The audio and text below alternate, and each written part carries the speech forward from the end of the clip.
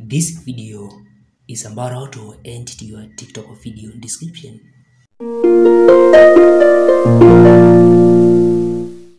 Now, on a video that you want to edit, you need to tap these three dots down here, then go to edit post, and from there you can edit the description for your video, and you can still include things like hashtags and tag friends and videos, and you can also edit the video cover. And after editing your TikTok video, you need to of course save the changes.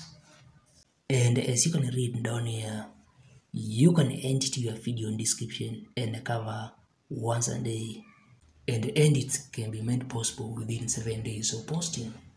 So if you want to make changes to your video after this number of days, you will need to delete the whole video and post afresh. And on your edited video, you can always make changes to its private settings. Now, if you find this video helpful, like it, and if you want to grow and succeed on TikTok and other social media platforms, ensure you subscribe to this channel for more videos.